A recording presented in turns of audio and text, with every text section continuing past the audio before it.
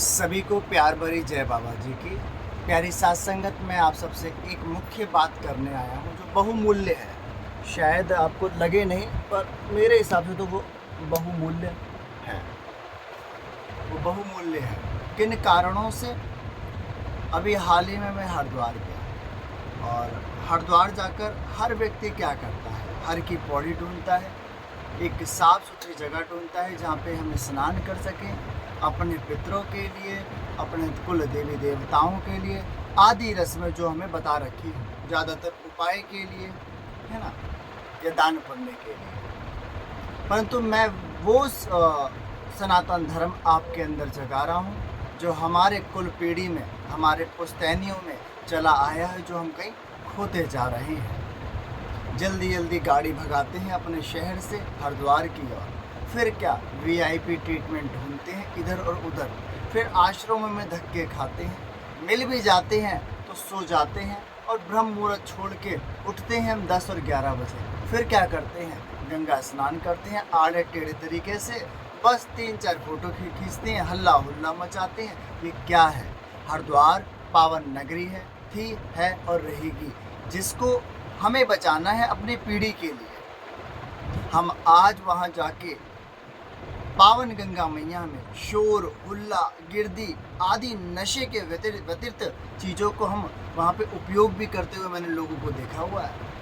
ये हमें छोड़ना चाहिए, क्योंकि जो अमानत हमें दे रखी है शिव शंकर महाराज ने, वही अमानत साफ सुथरे तरीके से हम अपनी पीढ़ी को देकर जाएं। ये राज्य सरकार का केंद्र नहीं है, केवल वही करे, जितना वो कर सकते हैं वो कर रहे हैं। मैं हाल ही में देख कर आया हूँ, जो पहले कभी सफाई नहीं होती थी, दिन दिन मिनट मिनट वहाँ पौड़ियों पे झाड़ू लग रही है। इतनी साफ सफाई है जितनी शायद पहले नहीं थी, और मेरा आनंद और मेरा मन गदगद हो गया इस चीज़ को देखकर। दूसरी चीज़, आप जब भी कभी भी हरिद्वार जाएं, अपने कुल पुरोहित से अवश्य मिलें। क्यों? ये बड़ी बारीकता बात बता रहा हूँ।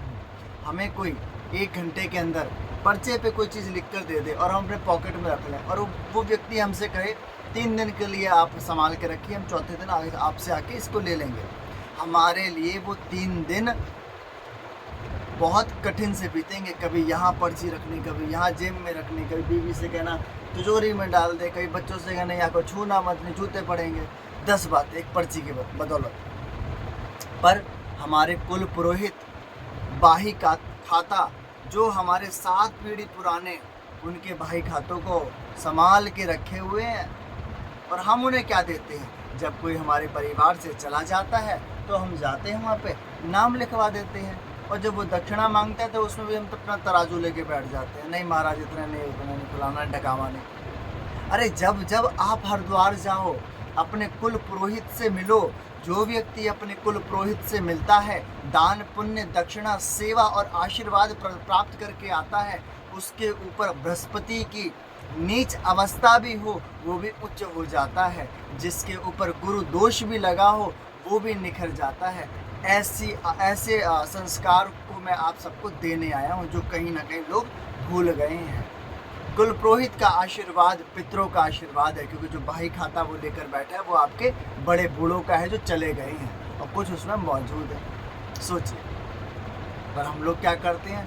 भूल ही जाते हैं कुल पुरोहित को। बस रास्ते में याद रखते हैं फलाना होटल है, फलाना चटनी खानी है, और बस आना है घूमते फिरते।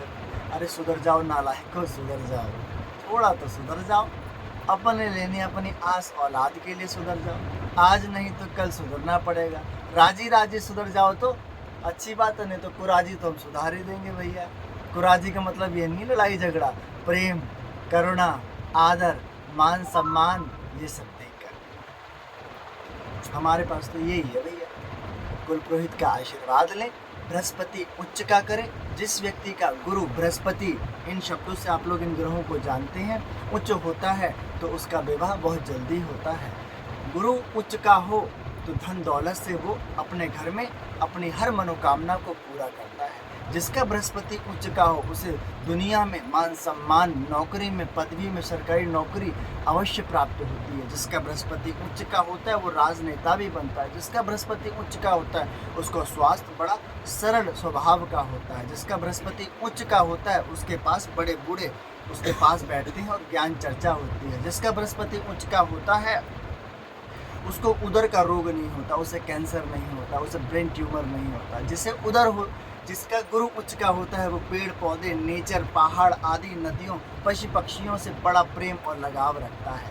ये होती है उच्च बृहस्पति की निशानियाँ। और आज कौन चाहता है उच्च बृहस्पति?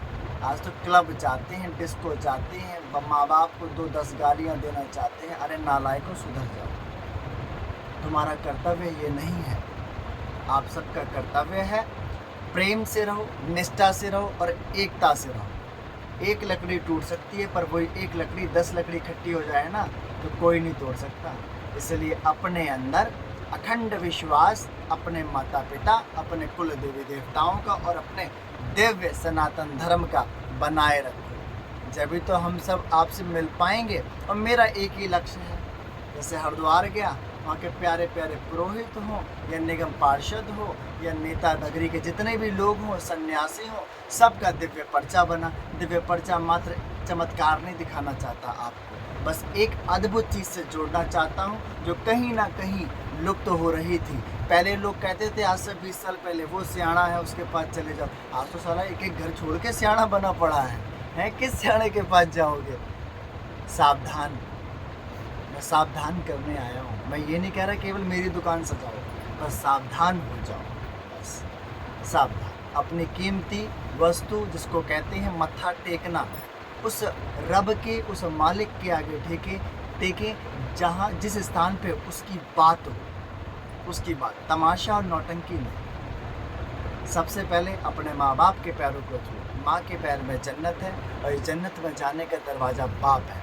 दोनों की कद्र करो। जब जाके गुरुओं की कद्र करना, ये नहीं कि उनके बर्तन मांजो, उनकी हाजिरियाँ भरो, उनके खड़े रहो, चप्पलें दो, ये सब बेकार है। माँ बाप की सेवा सर्वप्रथम है। बहन भाई की बातें सुनना सर्वप्रथम है।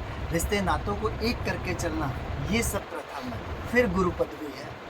ठीक है, आप सबके लिए मैं विशेष बातें लाता रहूँगा। जितना आप अपने जीवन में उतारेंगे उतना निखार मिलेगा। बाकी उस प्रभु की इच्छा, तो करण कराने वाला वो दाता है, असीम है। ठीक है, जब तक के लिए आप सबको इस कबाड़ी का, इस दास का प्यार भरा राम राम।